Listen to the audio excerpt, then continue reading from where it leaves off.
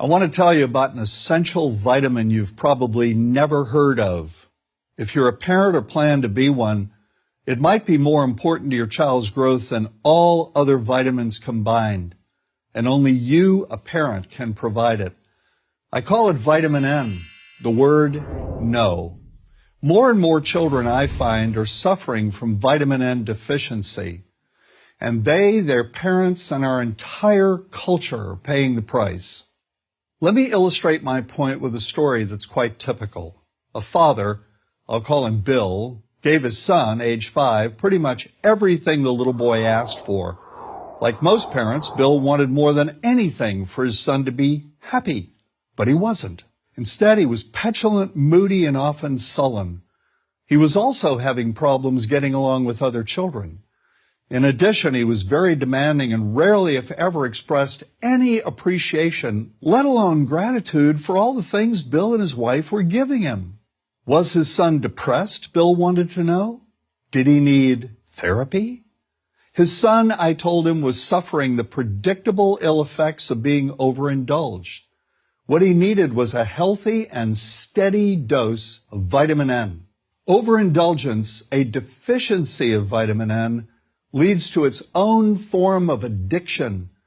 When the point of diminishing returns is passed, and it's passed fairly early on, the receiving of things begins to generate nothing but want for more things.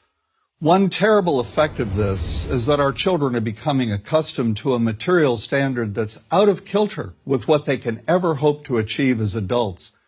Consider also that many, if not most, children attain this level of affluence not by working, sacrificing, or doing their best, but by whining, demanding, and manipulating. So in the process of inflating their material expectations, we also teach children that something can be had for next to nothing. Not only is that a falsehood, it's also one of the most dangerous, destructive attitudes a person can acquire. This may go a long way toward explaining why the mental health of children in the 1950s, when kids got a lot less, was significantly better than the mental health of today's kids. Since the 50s, and especially in the last few decades, as indulgence has become the parenting norm, the rates of child and teen depression have skyrocketed. Children who grow up believing in the something-for-nothing fairy tale are likely to become emotionally stunted, self-centered adults. Then, when they themselves become parents, they're likely to overdose their children with material things. The piles of toys, plushies, and gadgets one finds scattered around most households. In that way, overindulgence, a deficiency of vitamin N, becomes an inherited disease. An addiction passed from one generation to the next.